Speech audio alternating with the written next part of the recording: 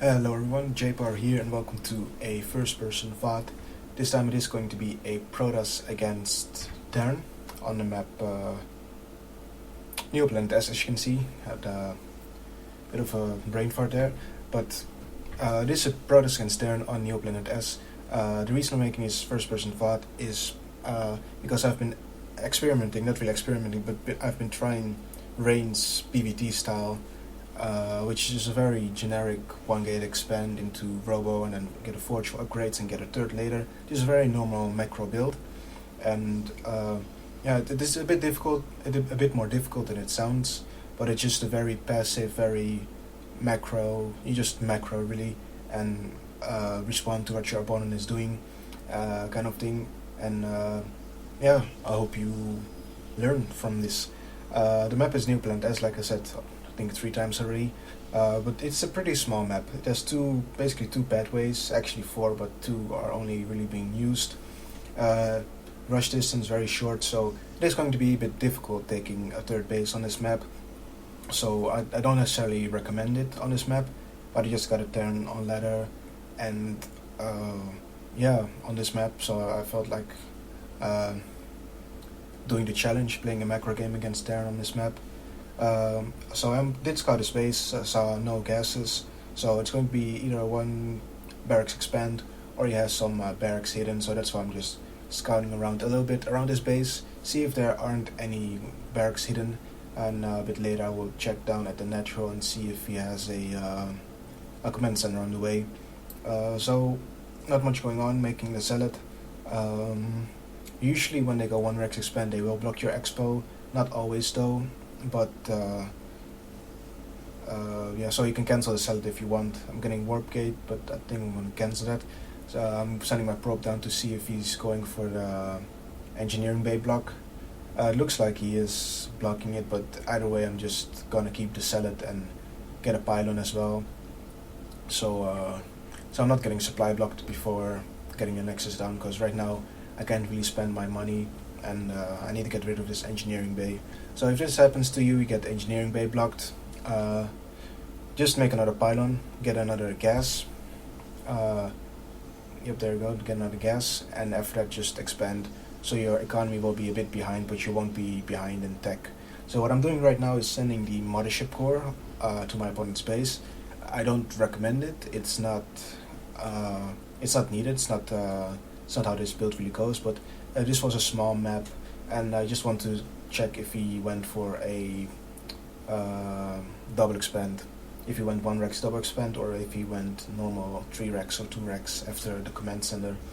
Normally you can get the Robo. As you can see, I'm getting the Robo now. It's a bit late because my Nexus was delayed, but normally you get the Robo at 5 minutes, so your observer wouldn't be that late. But only on this map, in this situation, I already had the zealot out, so I would be fine against marine pokes, getting a stalker as well. So I felt pretty safe. I just sent my mothership core out on the map. It's a bit risky. He could have sort of caught it, but I felt pretty safe, and I didn't think he was going to attack. So Nexus on the way, Robo on the way, a bit supply blocked.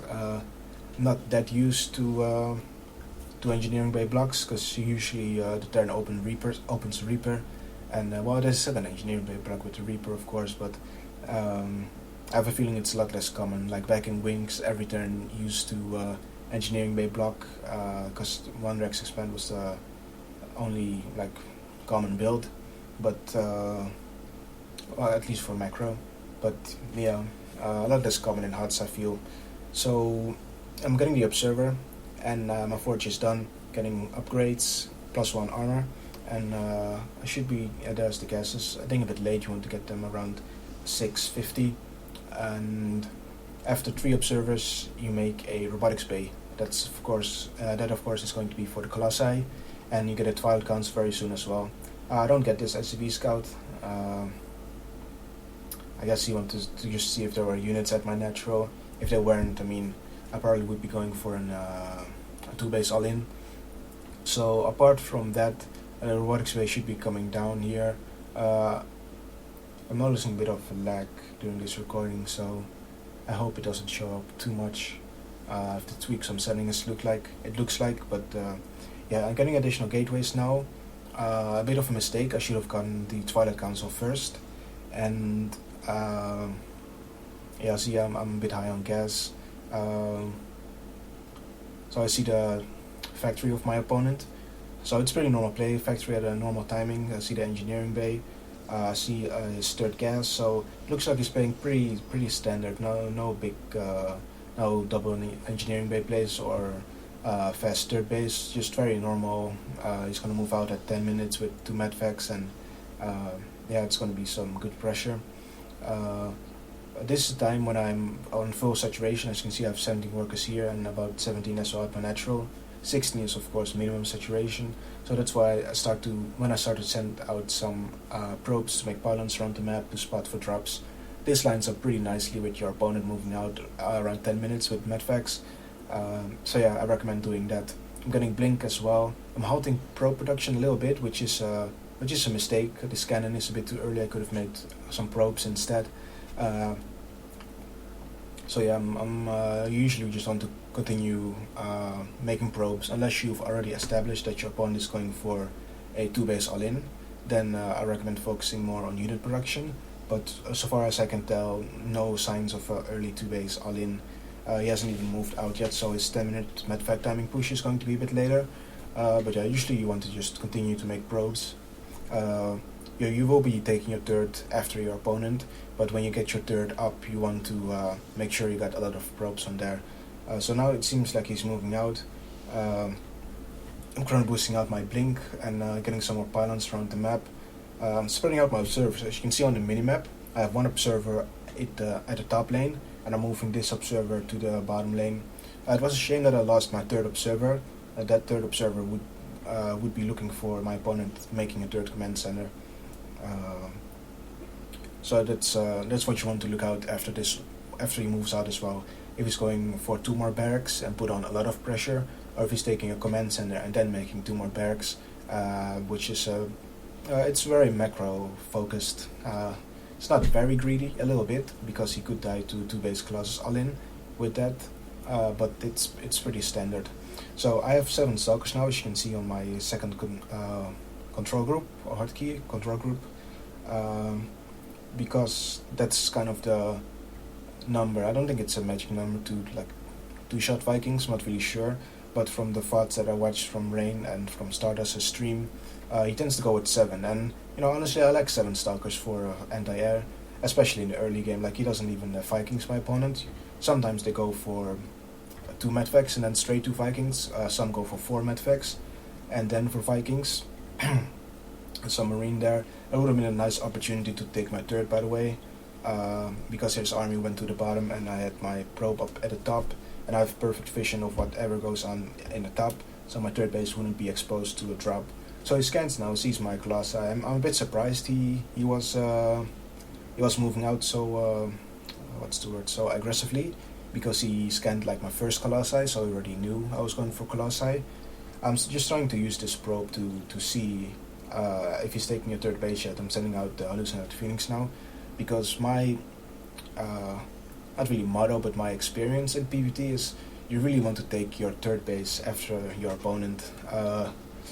I just feel they can really punish you. Obviously, when you're ahead, let's say I killed a chunk of that army when he was attacking me, then I probably could have taken my third base, my third nexus right away, because he would lack army.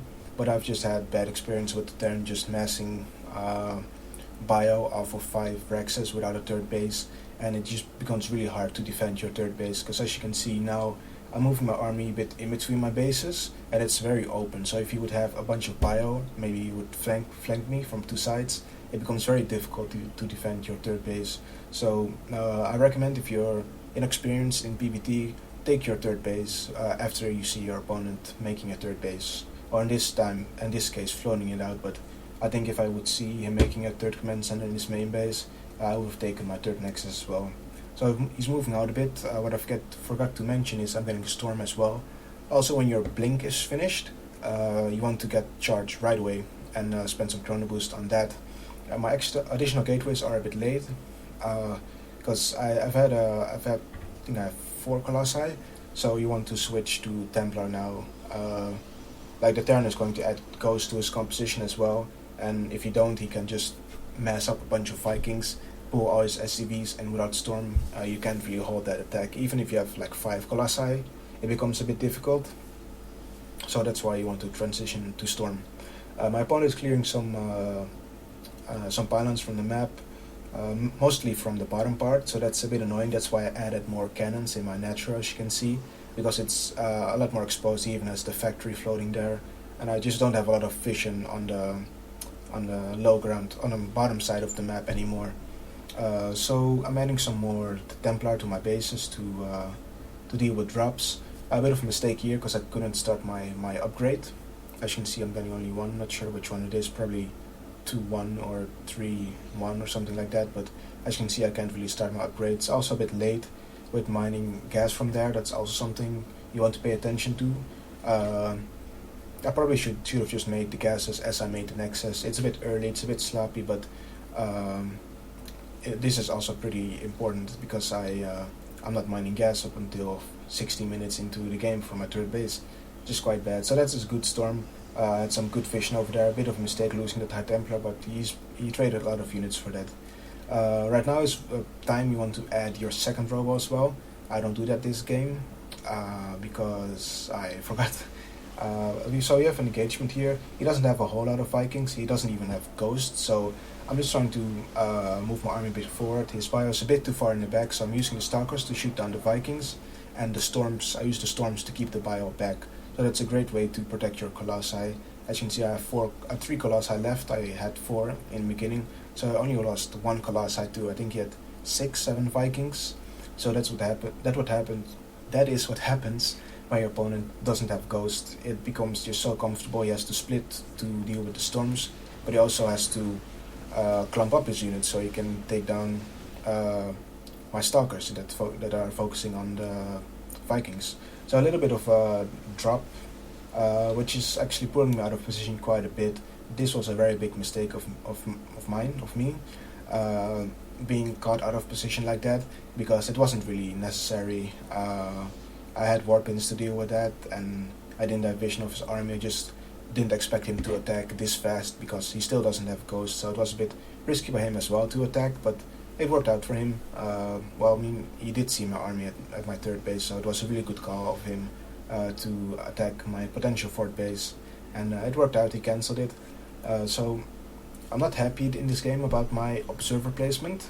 I don't have a lot of vision. As you can see, I'm sending satellites around because I have no clue where his army is. Well, I guess I know now, but I don't know about the potential fourth base. I don't know about him getting ghosts.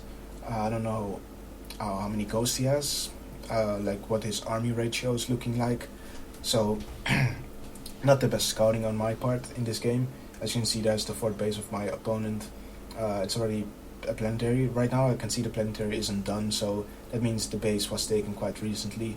I'm sending out a probe to deal with that. Just makes some warpins, probably some DTs, because I took down the missile turrets and deal with that. So as you can see, I'm making some more High Templar. My rule is don't have more than 4 High Templar in your High Templar army control group. As you can see, I have 5 now, so I guess I'm not really dealing with that rule properly. But as you can see, I have some High Templar spread out. So let's say if my High Templar get EMP'd, I can move back towards my natural and still have 2 more High Templar for Storms.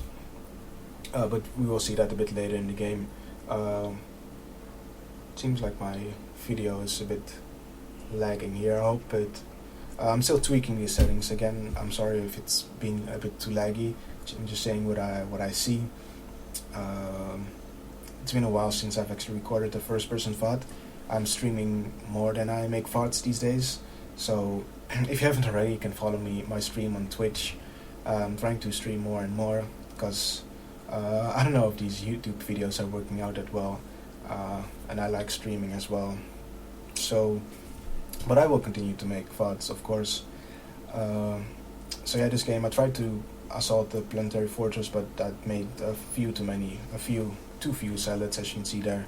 Not quite enough. I'm having a High Templar ready for Storm, so I can storm the SCV so they can't repair. And other than that, I'm just setting up at my fourth base, waiting for him to make his move. and there it seems like he's making his move. So I'm trying to spread out my High Templar. A bit annoying if you don't have vision on the high ground, but here he made a big mistake.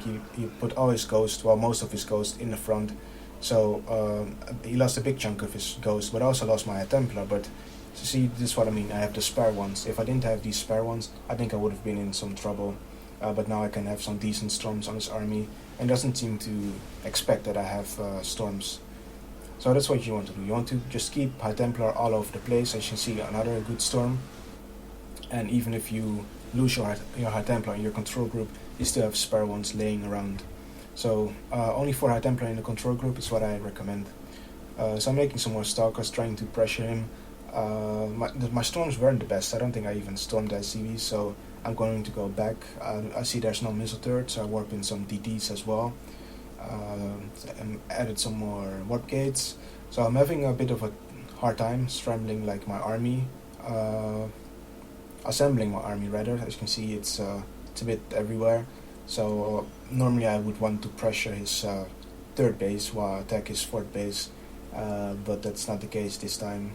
It looks like I'm going to take down this 4th base, but ideally I would like to pressure his 3rd base at the same time, because I think this is so many units he would have to take his a big chunk of his army back to defend, and that would give a good opportunity for me to take down his 3rd base. As you can see, that's quite a bit of army. It looks like it's his whole army, judging from the High Templar, the Ghosts, and the Vikings, or at least a big chunk. So that's a bit of a mistake. Lost opportunity, I think is the proper term. A lot of lost opportunity here. So I'm taking this base over here. I'm not sure if this, I guess this is the logical base to take, but it's still not very comfortable on this map, so that's why another reason why I don't like this map. But I think I'm quite far ahead this game. I killed quite a bit of his army with storms, and I took down his 4th base, so I'm definitely ahead. I can actually see with the DT on the minimap now that he lifted his 2nd base, his 2nd orbital, to his 4th base, so he's only on 3 orbitals. Normally he would be on a bit more. So I'm just trying to poke him a bit here. I don't have any multi-pronged aggression at the moment, or I think I have some DTs at his 4th, but he always wants to do 2 things at once. You don't want to just attack, you want to stretch your opponent's multitasking. So now he has to, like if I was just at my base right now with my army, he easily would have sent his army to his 4th to deal with the High Templar, the Dark Templar, and not have them do as much damage. But right now he's a bit worried about my army being out on the map close to his 3rd base. So he has to make a decision. Do I stay at my 3rd base and defend against his army, or do I protect my 4th base? And that's kind of what's stretching him apart. So it looks like he's going in from the top. I'm getting my High Templar in position. 4 High Templar in the control group, 2 more like scrambled around the map, 1 on the high ground. So that's what you want to do. You want to just have High Templars everywhere. That High Templar on the high ground got taken out, but this High Templar doing the storm from the back does a whole lot of damage. His ghosts are really out of position. They're always in front of his army, and I can just storm his army and take down the Vikings. So he made a lot of mistakes. He didn't even kill a Colossi. I'm just gonna pause the game here. He didn't even kill that many Colossi, so his army was just a lot weaker. That had a lot to do with him losing his 4th base and me killing an army of his. Also him trying to engage a bit earlier with his bio army without Ghost against Colossi and High Templar is very bad. When your turn and when you have bio Viking against Colossi High Templar, never engage unless you absolutely have to. It's just not cost efficient at all. Another thing I want to mention is, even though I think I was pretty well defended for drops, he didn't really drop a whole lot. I think there was 1 attempt to drop in the early game, but that was pretty much it. I guess on this map he didn't really feel comfortable because it's a small map. If you lose like a dropship or a double drop, I can just counterattack and probably just win the game right there. But that's definitely some mistakes of his as well. So yeah, I hope you enjoyed this first person VOD. If you have any questions, make sure to post them in the description. Make sure to subscribe if you haven't already. And yeah, goodbye.